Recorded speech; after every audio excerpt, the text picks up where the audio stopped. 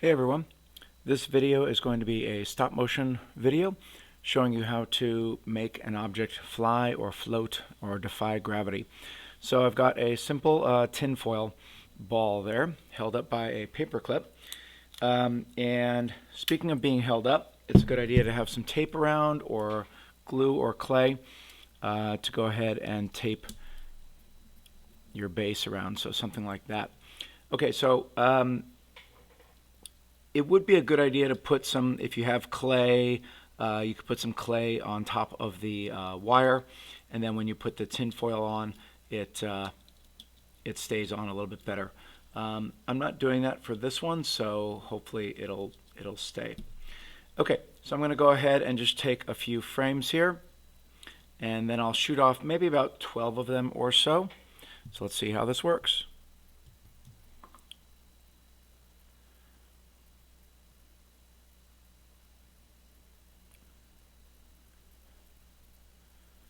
Okay, so there's my first frame, and now I have onion skinning turned on.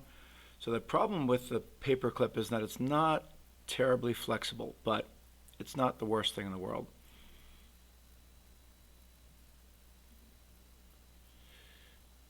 Go ahead and shoot another.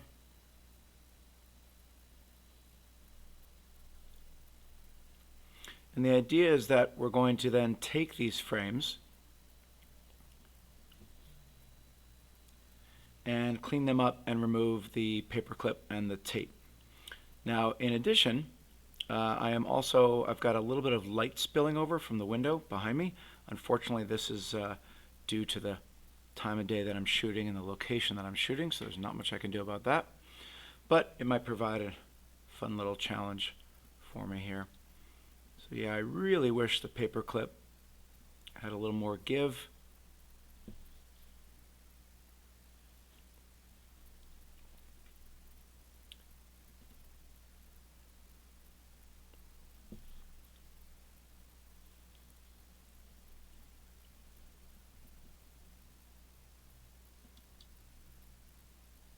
Really have to be pretty aggressive with the paper clip.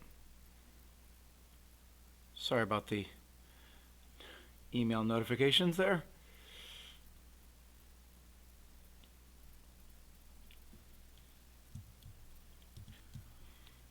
Okay, so I got about 14 frames or so. I'll just press play. Okay, so it's not my best arcing animation, but it will work. So now on the phone in the app, I'll go ahead and export this.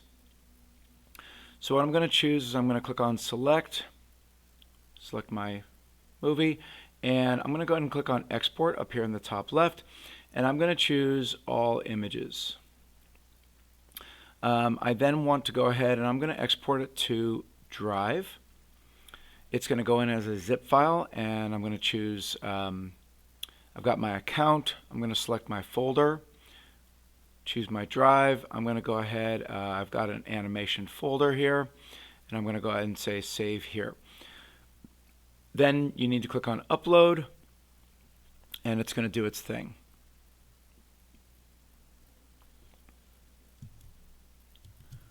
So here I am in Google Drive, and here's my my stop motion animation.zip. I did not rename it on the app, but that's fine. Okay, so I'm going to right mouse click, and I'm going to choose download.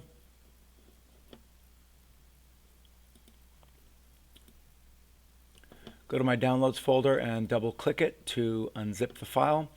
Here's the folder, and here are all of my images. So you can see there it is there, and of course I want to get rid of the wire, the tape, and there we go, make it look like it's floating. So you can now take this into any image editing program, but since a lot of my students are on distance learning, we want to try to do something that's online and something that is free. So I'm going to go ahead and open up a new browser window, and I'm going to go ahead and go to Pixlr.com. So Pixlr is an online photo editor similar to Photoshop but free, and we're going to choose Pixlr E. Then we're going to go ahead and click on Open Image, and I'm going to go to my Downloads folder, and I'm going to open up my first image. So with my first image open here, I'm going to come over here on the left-hand side, and you want to look for this tool right here, the clone, otherwise known as the rubber stamp tool. So when you click on it, you've got a couple different settings up here. I think the default settings are pretty good to go. So the way this works is I'm going to go ahead and zoom in here. So I'm zooming in by using my scroll wheel on my mouse. I'm going to hold down the space bar and I can pan. All right, so we can see everything that I want to get rid of, and the part of the wire that's going by the light is going to be probably the most challenging. So with the clone stamp tool selected, what you want to do is you want to hold down the shift key, and the shift key is going to allow you to actually no, it's set up. You've got two different modes here. You've got paint and you've got source. So when you're on source, when source is selected, it allows you to go ahead and select where do you want to paint from, what's the source. And so I can just go ahead and click my mouse, and now I'm in paint mode. If you already start off in paint mode, then what you want to do is you want to hold down the shift key, and the shift key allows you to choose your source. So I'm going to start this way. I'm going to hold down shift, and while I'm holding down shift, I'm going to left click my mouse and do that. Then I lift up on shift, and now I have my brush picker here, and I can go ahead and I can basically brush away the paperclip. And you'll see that to my left, that's my source. It looks like a little target, and that's where I'm grabbing and duplicating pixels from. So once again, the process is I would click on paint mode, then come over here, hold down the shift key, left click to sample or source from somewhere, and then you can go ahead and you can basically brush it away. The best way to do this is to press and hold shift and sample multiple areas as you're going through and painting. That's going to give you a very natural result. So now I'm getting over here on the right hand side, which is a little darker. So again, I'm going to hold down shift, click, sample, and go ahead and do that. Now I'm going to make my brush size a little bigger. It's size 40, and to make your brush size bigger or smaller, so smaller is the comma key, bigger is the period key. All right, so now my brush size is 70. I should be able to cover more ground now. Now my brush is at 100% opacity, and you can change the opacity up here, but for now it's 100% opacity. The brush style is also, it's a soft edge brush, and I find that soft edge brushes work really well because then I can get kind of a nice natural sort of feathered effect. Again, shift click, samples, your source,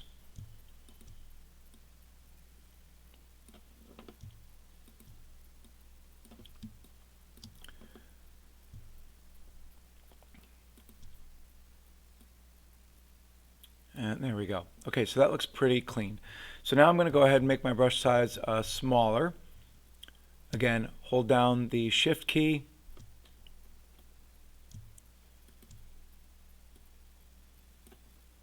sometimes you have to do this repeated times.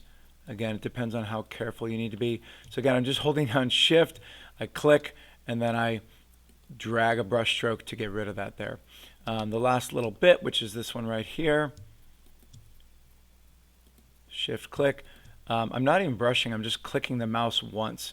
Okay, so there we go. So that looks pretty good.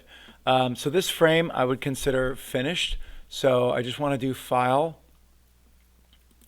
Save, and let's see, the original image, I have a choice of a JPEG or a PNG. Both would work. Let me see what the original was. Okay, so the original was a JPEG. So I can go ahead and call it that. And the original was, let's see how it was named. So the original started off at frame 0, and then it went to frame 1, 2, 3, all the way to 12. So what I usually like to do is I like to keep my fixed frames separate from my original frames. So in my downloads folder here, I might make a new folder. I'll simply right mouse click, make a new folder. We'll call this fixed frames.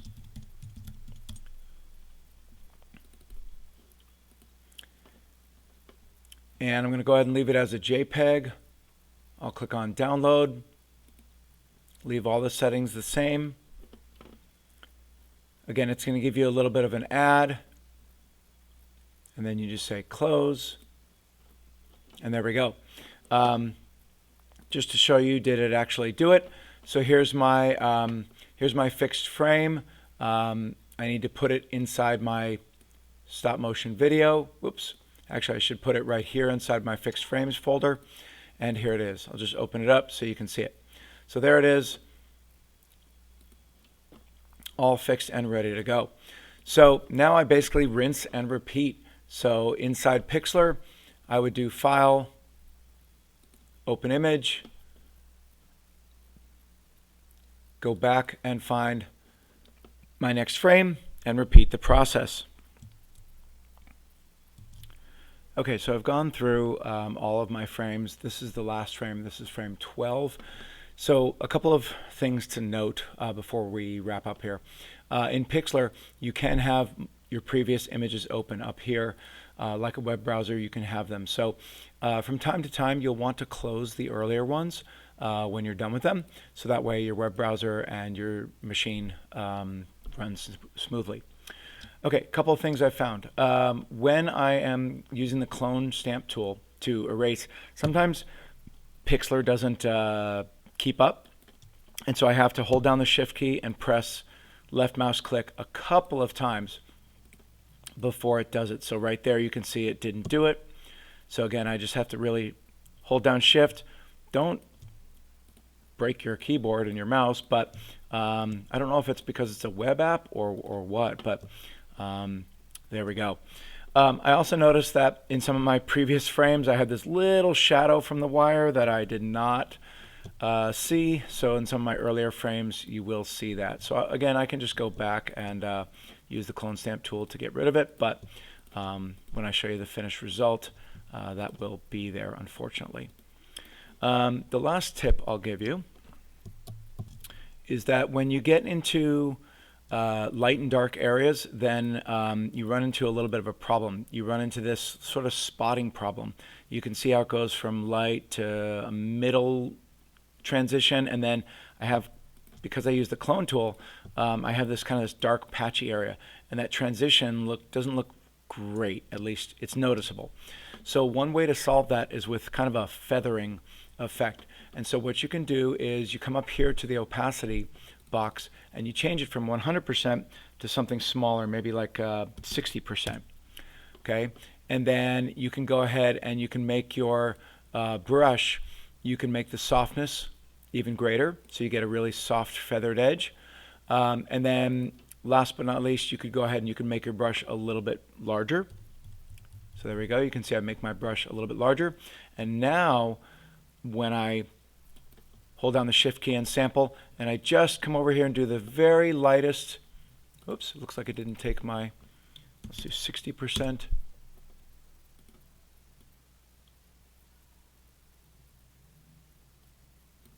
Okay, there we go. I don't know why I wasn't doing it. So now when I go ahead and I do this, you get just a very light feathered effect. So it's a little more work. All I'm doing is single clicks to go around, but you'll see that the effect is so light and natural, it comes across a little bit better. Again, it depends on how much time you have and what your goals are. Okay, so play around with the opacity. Again, I can go even lower and get a really nice feathered effect. Unfortunately, I don't believe Pixlr is pressure sensitive, so even if you have a drawing tablet, it'll go faster if you have a drawing tablet, but you won't be able to use the pressure sensitivity. All right, so I'm going to do my final save and download. Okay, so now that we've got our frames fixed, we need to assemble them. You could, if you have a laptop or a desktop, you could use a video editor such as iMovie or something else like that. Again, for my students, I'm recommending that we actually reassemble the movie in using the free app online, Cloud Stop Motion. So you do have to create an account. For my students, it is not the student login. You just create a free account using your personal email address. Okay, so what you do is you create a new project, and then you're not going to use your device's camera. What you're going to do is you're going to come up here in the top left and click on the little camera with the plus symbol, and then you're going to click on Import Images, this third icon right here, select Images, and then I'm going to go to my folder. I'm going to go to my Fixed Frames folder. This is why it's good to be organized. And I'm going to go ahead and grab basically everything. So I'm going to select, I already brought in one. I'm going to select this second frame here, and then I'm going to hold down the Shift key and click on the last frame. Ooh, it doesn't let me do that. Okay, so I can hold down the Shift key and select every single frame, bring them in, and you can see 12 images selected, tells you approximately how much it is, start import, and there we go. So I now have three options of how I want to get this in there. I'm going to go ahead and move to frame 2, which is right down here in the timeline. Hello. And I'm going to click on this blue button here, Insert Clip at Current Position in your film. So there we go. I now have frame 1, 2, 3, 4, 5, and you can see my lighting and my transition right here. You can see the cleanup is not quite what I would want it to be, but the wire is gone. So if I go ahead and I press play, you'll see that the wire is completely gone. Okay, let's say I am totally happy with this. Now to turn this into a movie, a video, I can come up here and right here where it says My Animation, I can retitle it. Whoops, I have to click on Edit Project Name, sorry. We'll call this Flying. Then I'm going to go back to my main dashboard here, and I'll click on Export. Everything looks good. I'll click on Start Export, and I get to see a preview while it is rendering the video. Download now. Whoops. Download now.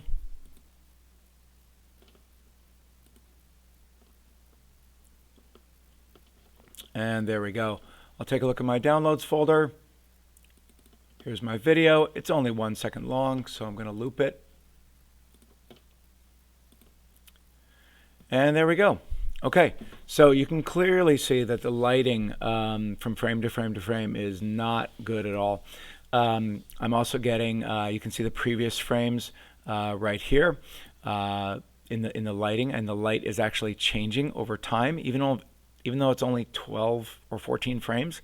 So you can see that there. This just goes to show you how getting set up in the right environment where you can control all the lighting is best. It would be better for me to have an actual stage with at least 2 lights that I can control and aim, and I don't have any outside sunlight coming in and affecting it, because as you can see, Mother Nature totally wins here. So I hope this video helps you out, and my mistakes show you what not to do when I did them. But hopefully it shows you what is possible out there, especially with free software. All right, thank you very much, everyone, and I will see you next time.